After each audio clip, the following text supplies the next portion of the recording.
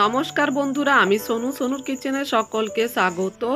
আজ আমি তোমাদের সঙ্গে একদম রসালো মুচমুচে একদম দোকানের মতো খাজা কিভাবে বানাতে পারো তার এই রেসিপি শেয়ার করছি বন্ধুরা। এটা একবার দেখলেই কিন্তু বাড়িতে তোমরাও বানিয়ে ফেলতে পারবে ঝটপট। আর সামনেই যেহেতু রথ বন্ধুরা, তো রথের উপলক্ষেও কিন্তু তোমরা বাড়িতে বানিয়ে ফেলতে পারবে খুব সহজে এটা একবার দেখলেই। তো চলো ভিডিওটা দেখতে থাকো, আশা করছি রেসিপিটা খুব ভালো লাগবে বন্ধুরা। রেসিপিটা বানানোর জন্য একটা থালা নিয়ে নিয়েছি, তাই নিয়েছি বড় সাইজের একটা বাটির 1 বাটি আমি ময়দা নিয়ে নিয়েছি। তারপর দিয়ে দিচ্ছি খুব অল্প পরিমাণে লবণ।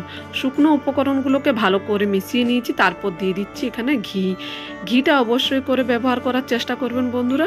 ঘি দিলে কিন্তু খাজাগুলো খেতে বেশি সুস্বাদু লাগবে, আর খেতে এগুলো কিন্তু বেশি মুচমুচে হবে বন্ধুরা, একদম খাস্তা। তারপর ভালো করে ময়ানটা মিশিয়ে নিচ্ছি হাত দিয়ে ঘষে ঘষে। যত ভালো ময়ানটা আমি মেশাবো তত কিন্তু এই খাজাগুলো খাস্তা হবে। তাই অবশ্যই চেষ্টা করবেন কিন্তু ভালো করে ময়ানটা মিশিয়ে নেওয়ার একটু সময় নিয়ে। আর তোমরা ঘি ব্যবহার করতে যদি না চাও অবশ্যই তেল ব্যবহার করতে পারো, তবে ঘি ব্যবহার করলে কিন্তু এগুলো বেশি মুচমুচে আর খাস্তা হয়, খেতেও কিন্তু বেশি ভালো হয় বন্ধুরা। তারপর অল্প অল্প জল দিয়ে আমি একটা ডো বানিয়ে নেব। একেবারে একসঙ্গে জলটা দেব না, খুব অল্প পরিমাণে জল দিয়ে ডোটা বানিয়ে নিতে হবে বন্ধুরা। আর হ্যাঁ বন্ধুরা, তোমরা যারা প্রথম আমার চ্যানেলে এসেছো বন্ধুরা, অবশ্যই চ্যানেলটিকে সাবস্ক্রাইব করে দিও আর চ্যানেলের পাশে থাকা বেল আইকনটি প্রেস করে দিও। এতে নতুন ভিডিও আপলোড করার সঙ্গে সঙ্গে অল নোটিফিকেশন তোমাদের কাছে পৌঁছে যাবে। আর একটা লাইক করতে ভুলো না, তোমাদের এই একটা লাইকে কিন্তু আমি নতুন ভিডিও বানাতে মোটিভেট হই, তাই অবশ্যই একটা লাইক করে দিও বন্ধুরা। জন্য নিয়ে নিয়েছি কড়ার মধ্যে 1 বাটি চিনি। তবে আমি শিরা আগে থেকে বানানো আছে বন্ধুরা, যেহেতু কিছুদিন আগে তোমাদের সঙ্গে রসগোল্লা রেসিপি শেয়ার করেছিলাম, তারই শিরা আমার বেঁচে গিয়েছিল। সেই শিরাটাকে আমি গ্যাসের মধ্যে বসিয়ে একটু ঘন হতে দিয়ে দিয়েছি। যেহেতু খাজার শিরা কিন্তু পাতলা হয় না, একটু ঘন করে নিতে হবে চিপচিপে, তাই এটা আমি ঘন হতে দিয়ে দিয়েছি। আর এদিকে ডোটার থেকে লিচি কেটে নিচ্ছি আমি।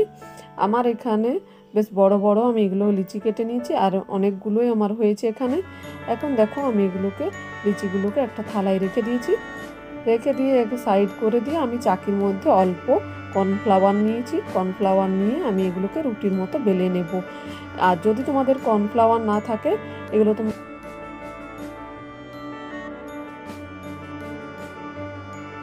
কর্নফ্লাওয়ার ব্যবহার করলে কিন্তু পরে যখন খাজাগুলো ভাজবে বন্ধুরা, তখন কিন্তু খুব সহজে লেয়ারগুলো খুলে আসবে। এর জন্য কোনো চেপাচেপি বা লেয়ারগুলো খোলার জন্য কোনো রকম কিছু ব্যবহার করতে হবে না তোমাকে, নাড়াচাড়া খুব সহজেই খুলে আসবে লেয়ারগুলো। আর রুটিটা বেলে নিয়েছি, দেখো কতটা পাতলা রুটিটা বেলেছি, আঙুলগুলো দেখা যাচ্ছে এতটা পাতলা আমি বেলে নিয়েছি রুটিটা বড় করে।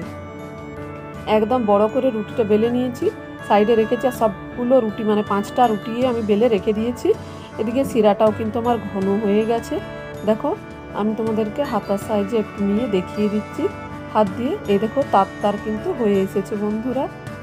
এই দেখো তার আঙ্গুলের মধ্যে কিন্তু লেগে যাচ্ছে, তার মানে বুঝতে হবে শিরাটা আমার কিন্তু হয়ে গেছে। এখন শিরাটা সাইডে রেখে দিচ্ছি। রুটিগুলো যেহেতু আমি বেলে রেখে দিয়েছিলাম, এখন একটা রুটির ওপরে আমি ব্রাশের সাহায্যে ঘি লাগিয়ে নিচ্ছি। ঘি না থাকলে অবশ্যই তেল ব্যবহার করতে পারো, আর হাতের সাহায্যেও লাগিয়ে নিতে পারো। ব্রাশ না থাকলে খুব সহজে হাতের সাহায্যেও কিন্তু লাগানো যায় বন্ধুরা। এখন আমি ঘি লাগানোর পর দিয়ে দিচ্ছি ওপর দিয়ে কর্নফ্লাওয়ারটা দিয়ে তারপর ভালো করে হাত দিয়ে লাগিয়ে নিতে হবে, যেন পুরো রুটির মধ্যে সুন্দরভাবে কর্নফ্লাওয়ারটার কোটিং হয়ে যায়। এইভাবে আমি ভালো করে কর্নফ্লাওয়ারটা লাগিয়ে নেব। আর হ্যাঁ বন্ধুরা, এই খাজার রেসিপিটা ভালো লাগলে কিন্তু অবশ্যই একটা লাইক করতে ভুলো না, আর চ্যানেলটিকে সাবস্ক্রাইব করতে ভুলো না। আর তোমাদের কোনো মতামত থাকলে অবশ্যই কমেন্ট বক্সে গিয়ে কিন্তু কমেন্ট করে জানাতে পারো বন্ধুরা। আমার কিন্তু এখানে টোটাল 4টে রুটি দিয়ে দিয়েছি, এটা 5 নাম্বার রুটি। রুটিটাকে আমি একটু, যেহেতু এই রুটিটা সাইজে একটু ছোট হয়ে গিয়েছিলো, সেই জন্য এটাকে টেনে আমি বড় করে বরাবর করে নিচ্ছি, যাতে প্রত্যেকটা রুটি সমান হয়। যদি ছোট বড় হয়ে থাকে তাতেও কোনো অসুবিধে নেই, টেনে একটু বড় করে নিলেই হবে। এখন 5 নাম্বার রুটির ওপরও কিন্তু ঘি ব্রাশ করে নিচ্ছি। তারপর আমি কর্নফ্লাওয়ারের কোটিং করে নেব এটার ওপরও খুব সহজভাবে। এটা তোমরা একবার দেখলেই খুব সহজেই করে নিতে পারবে বন্ধুরা। তারপর সাইডগুলোতে আমি কর্নফ্লাওয়ারটা লাগানোর পরে অল্প হাতে জল নিয়ে সাইডগুলো প্রত্যেকটা রুটি 5টা রুটিকে চিপে দেবো, যাতে ভাজার সময় কোনো কারণে খুলে না যায়। এইভাবে সিল করে নেব একটু হাতের মধ্যে জল লাগিয়ে, তাহলে খুব সহজে এটা কিন্তু সিল হয়ে যাবে, আর পরে কিন্তু ভাজার সময় খুলে আসবে না এটা। তারপর একটা সাইড থেকে আমি এটাকে যেরকম আমরা রোল মুড়ে থাকি সেইভাবেই কিন্তু আমি এটাকে মুড়ে নেবো। তবে খুব টাইট করে এটাকে মুড়তে হবে বন্ধুরা। এই রোলটাকে হালকা করে মুড়লে কিন্তু হবে না, তাহলে কিন্তু এটা খুব সহজেই খুলে যাবে ভাজার সময়। একদম টাইট করে এই রোলটাকে মুড়ে নিতে হবে। আর এই রোলটা দেখো একটু প্রথমটাই টাইট করে নিলে কিন্তু আস্তে আস্তে যখন তোমরা পেঁচাবে তখন কিন্তু খুব সহজে এটা রোলটা তৈরি হয়ে যাবে বন্ধুরা। আর লাস্টের দিকটা আমি আবারও হাতের মধ্যে একটু জল নিয়ে লাগিয়ে নিচ্ছি, যাতে খুব সহজেই সিল হয়ে যায়, খুলে না যায় ভাজার সময় এটা। তো এইভাবে আমি লাগিয়ে নিয়েছি, তারপর হাত দিয়ে একটু চিপে দিয়েছি, চেপার পর হাত দিয়ে আবারও একটু রোলের মতো করে ঘুরিয়ে নিয়েছি। যেহেতু একটু বড় হয়ে গেছে আমার চাকিটার থেকে রোলটা, তাই আমি এটাকে একটু ঘুরিয়ে সাইড দিয়ে তারপর কেটে নেব এটাকে। প্রথমে সাইডেরটা কেটে আমি বাদ দিয়ে দিচ্ছি, যেহেতু এটা ভালো হবে না, সেই জন্য আমি এটাকে কেটে বাদ দিয়ে সাইডে রেখে দিচ্ছি একটা থালার মধ্যে। এরপর আমি প্রত্যেকটা খাজাকে এইভাবে কেটে নেব। আর এটা কাটা কিন্তু খুবই সহজ বন্ধুরা। একটা খাজা আমি এইভাবে কেটে নিচ্ছি আগে, তারপর আসছি আবারও তোমাদের সঙ্গে কথা বলতে।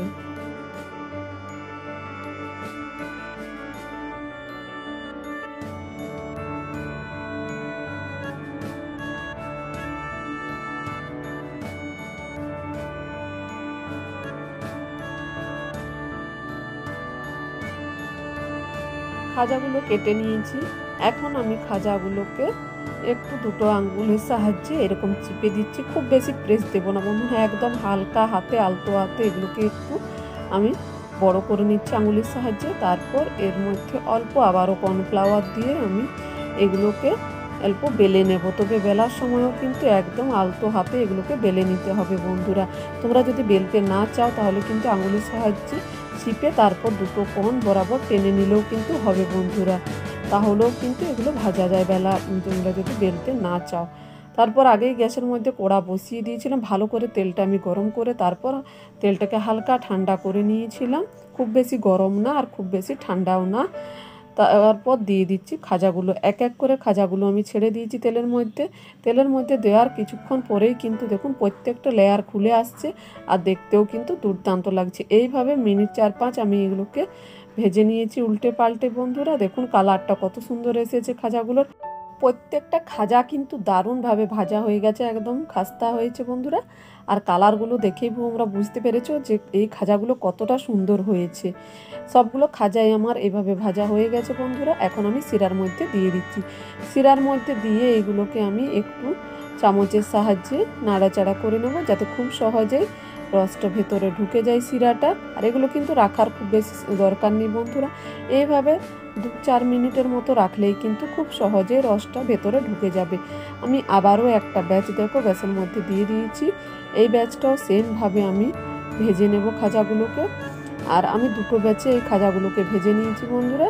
সবগুলো খাজা একইভাবে আমি তৈরি করে ফেলেছি। তারপর এই খাজাগুলোকেও শিরার মধ্যে দিয়ে দেবো। আগের ব্যাচটা আমি উঠিয়ে রেখে দিয়েছি, আর তারপরে এই ব্যাচটা আমি ওর মধ্যে শিরার মধ্যে দিয়ে দেব। প্রত্যেকটা খাজার লেয়ার দেখো কতটা সুন্দর খুলে এসেছে। আর এগুলো কিন্তু সত্যি বন্ধুরা একদম মুচমুচে ওপরটা আর ভিতরটা রসে ভরা, খেতে কিন্তু দুর্দান্ত লাগে। তোমরা কিন্তু চাইলেই বানিয়ে ফেলতে পারো বন্ধুরা খুব সহজ পদ্ধতিতে। কত সহজেই তোমাদের সঙ্গে খাজা বানানোর এই রেসিপিটা শেয়ার করেছি বন্ধুরা। একবার দেখলে তোমরাও কিন্তু একদম পারফেক্টভাবে দোকানের মতো মুচমুচে রসালো খাজা তৈরি করতে পারবে বাড়িতেই। তাই রেসিপিটা ভালো লাগলে অবশ্যই কিন্তু একটা লাইক করতে ভুলো না বন্ধুরা। আর এই খাজার রেসিপিটা তোমাদেরকে কেমন লেগেছে অবশ্যই কমেন্ট বক্সে গিয়ে কমেন্ট করে জানিও। তোমরা যদি বাড়িতে বানিয়ে থাকো তাও কিন্তু জানাতে পারো বন্ধুরা কমেন্ট করে। আর কে কোথা থেকে কমেন্ট করছো অবশ্যই জানিও। তোমরা যদি রেসিপিটা ফেসবুকে দেখে থাকো তাহলে অবশ্যই পেজটি ফলো করার অনুরোধ রইল বন্ধুরা। আর ইউটিউবে দেখে থাকলে অবশ্যই চ্যানেলটি লাইক শেয়ার সাবস্ক্রাইব করতে ভুলো না। সবাই ভালো থাকবে, সুস্থ